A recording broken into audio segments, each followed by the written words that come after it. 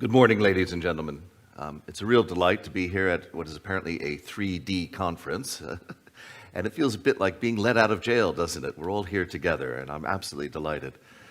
Francis, thank you very much for that most warm introduction.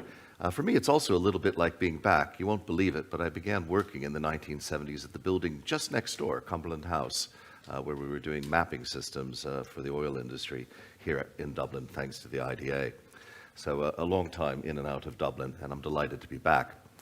I've been asked by our hosts today, who've been most generous, KPMG, Denton's, HP, and also our sponsors, our sponsor firm here, Investnet, to talk really about the scene. Could I set the scene a little bit before Katie and the team engage in a panel? Now, as Francis said, we do a tremendous variety of work across technology and economics, and I'm not here to talk about our work. I'm really here to provide that sweeping scene setter, and to do so, just to let you know that I'm doing it with a lot of background, but not as a lawyer or a legal professional. I'm doing it really as what you might call an interested observer, a friend even, of innovation and the law. But I will be drawing upon a bit of our research, in particular our global financial centers, smart centers, and global green finance indices as we move through. So what would I like to cover today? Well, in a fairly traditional format, I'd like to talk about where we've been, where we are going, and really have a look at how we're going to get there. And I'm beginning to realize the slides have a little bit of fun here, but we'll go through it. So I'd like to talk about 40 years of avoiding the law. Then I want to talk about competition, connecting, and co-creating the future. And I'd like to end on a little word of advice for those of us who wish to be legal leaders in these times of change. Now, when you have a photo like this, you kind of have to use it at a legal conference. I'm sorry, it's irresistible. And what this photo is me in my full Shrivel gear. I wound up having to do 2 years at the Old Bailey as sheriff due to COVID, the first time since 1228 that the sheriffs had done a double year. Now, I say avoiding the law, but it's a little bit difficult for me to say that in all honesty because my wife and I lived at the Old Bailey. We had an apartment with my brother sheriff, and it is a bit weird. Hi, honey, I'm home.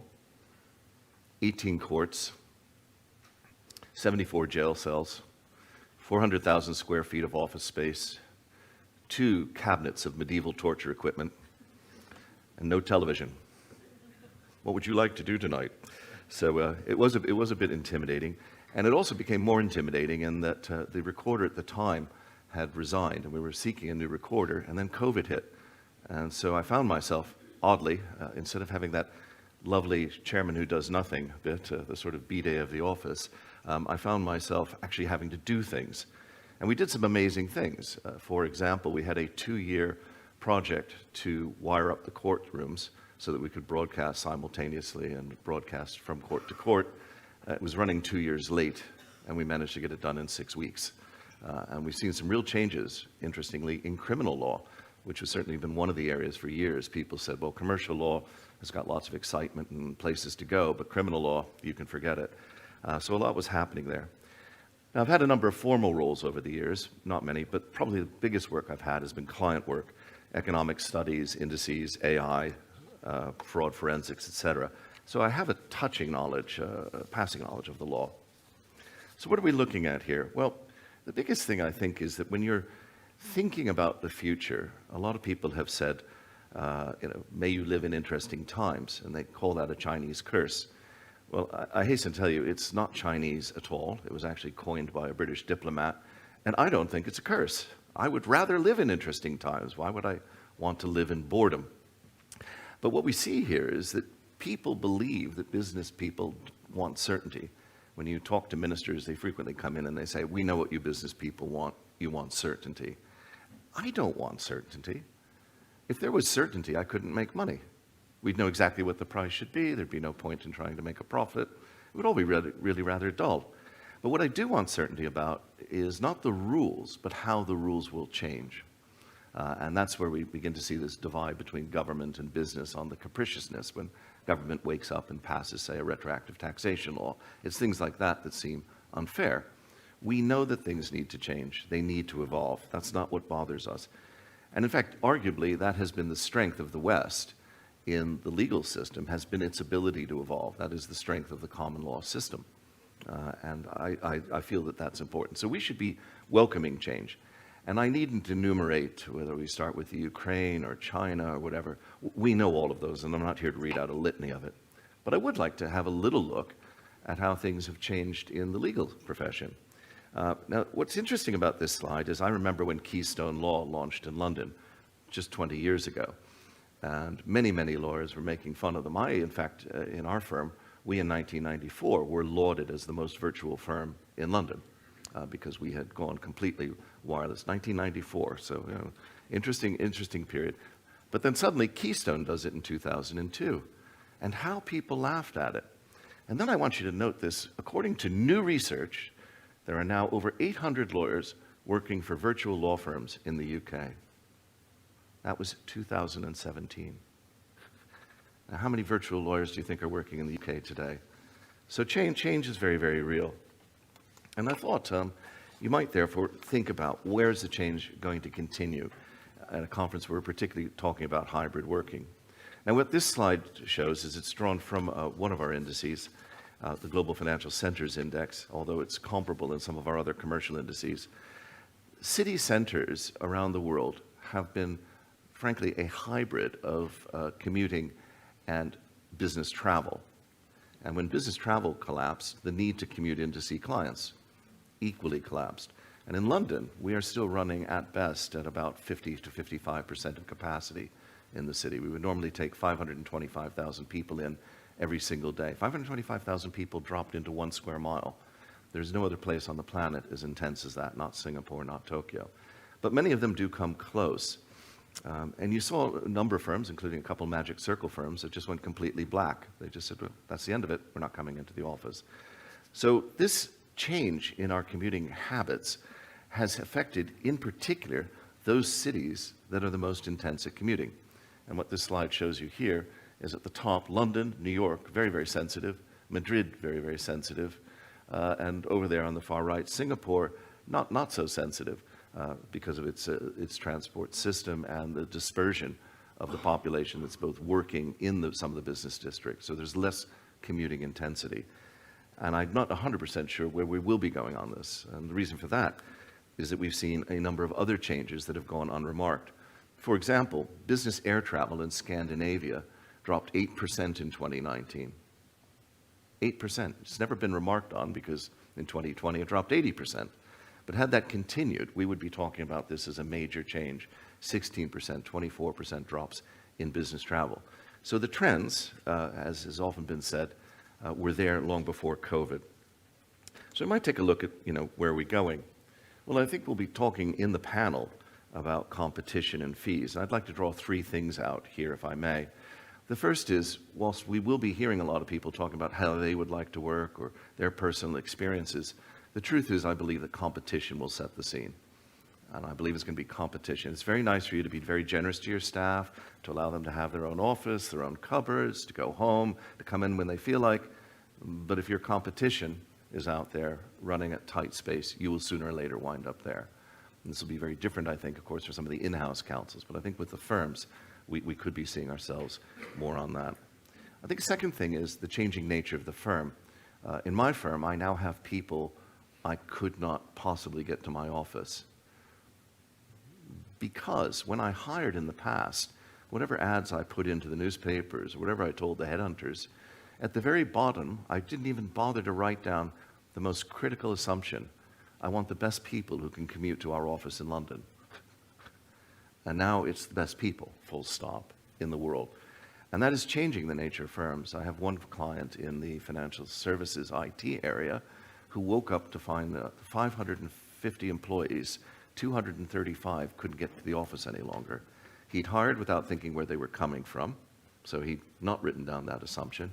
And 125 of his employees had decided, well, if I can do my work from my ski chalet, if I can do it from Marbella, if I can do it from my family's home in Greece, I will. And so he's finding himself unable to get them back.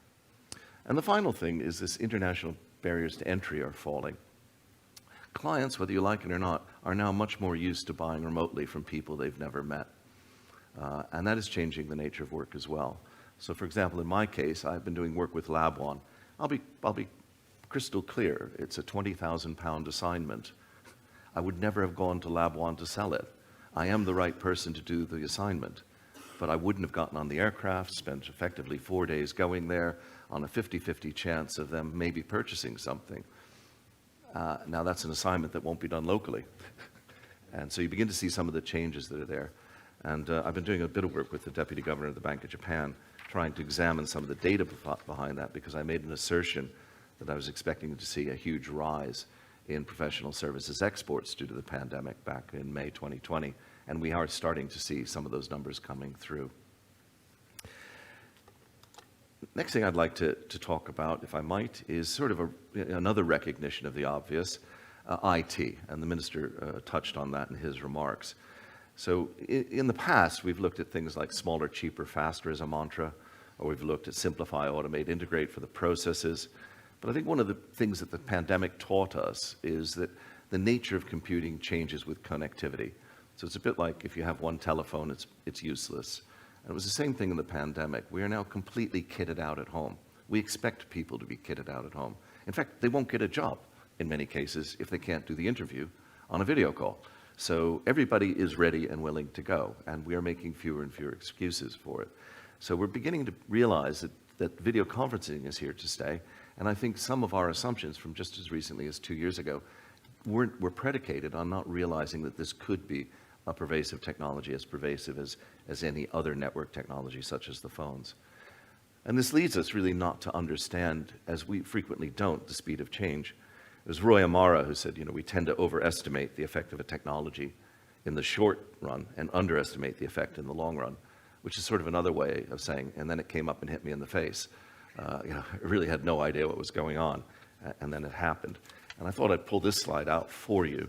On the left, you can see one of the great aspects of the pandemic. We finally got a clean desk office going. Finally, the clean desk policy took effect because everybody brought all the paperwork home. But on the right is a really interesting still of a video from Slaughter in May from 30 years earlier. That's 1981.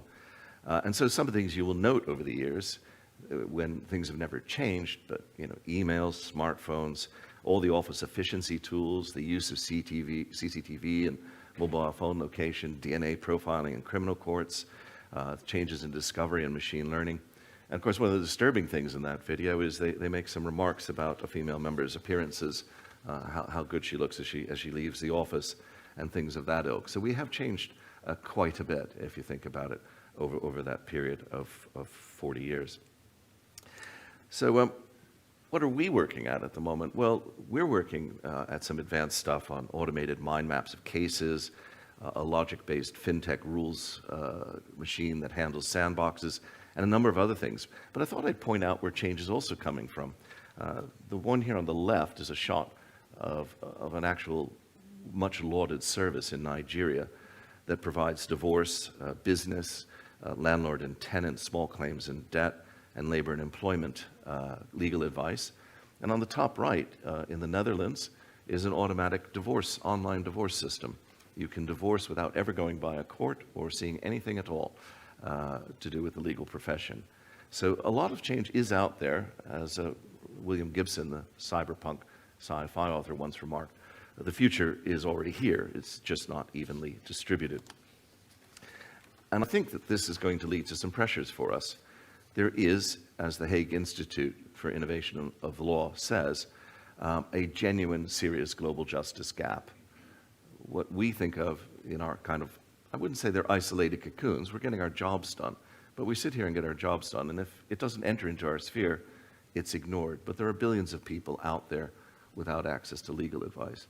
And there are billions of people out there without redress in cases even in the West. I just could pick out one example, is that the police are oblivious to the scale of fraud.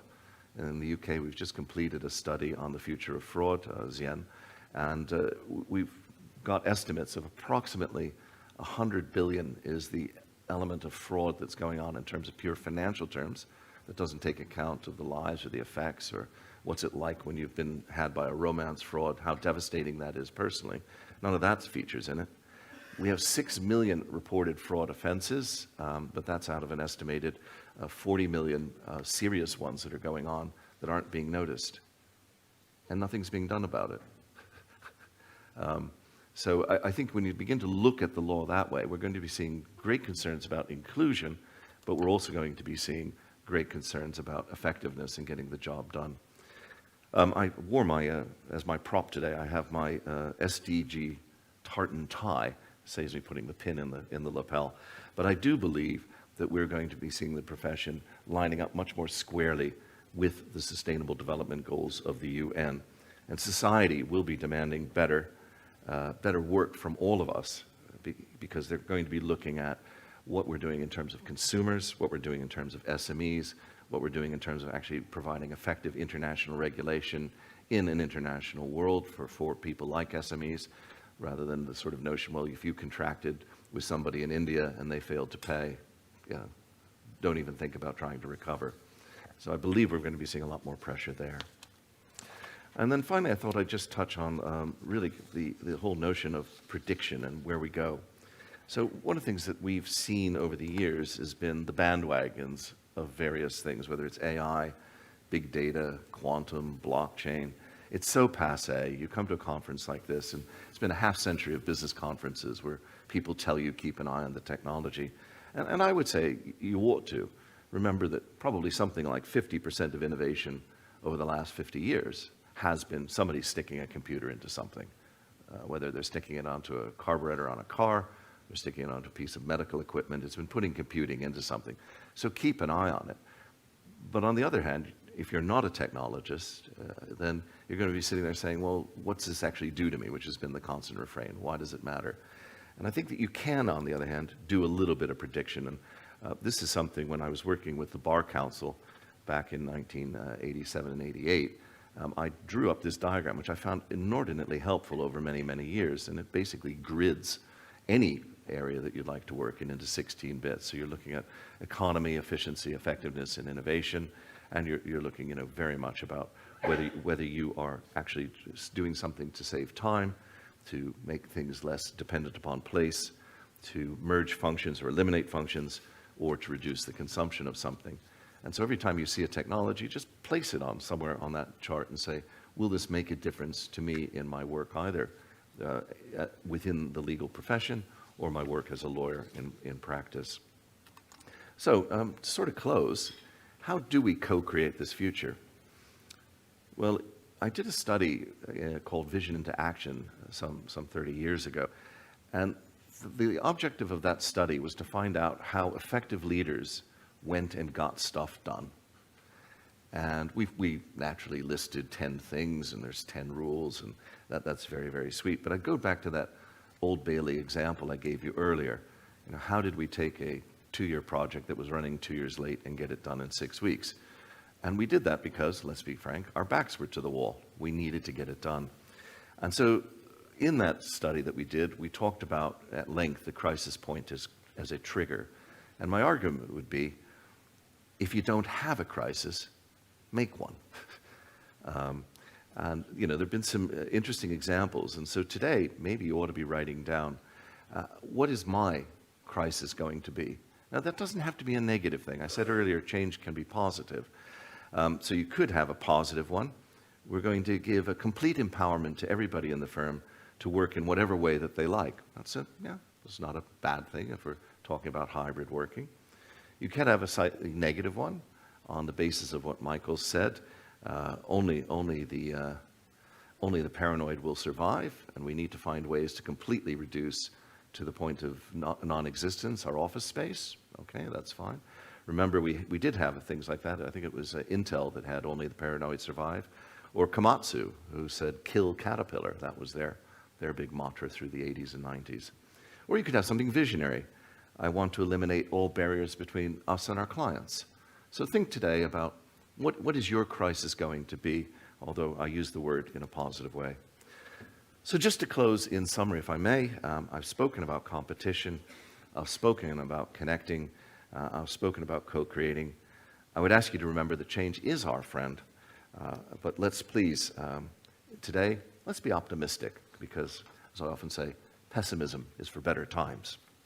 I'd like to thank you. I'd like to thank our hosts, KPMG, Dentons, and HP.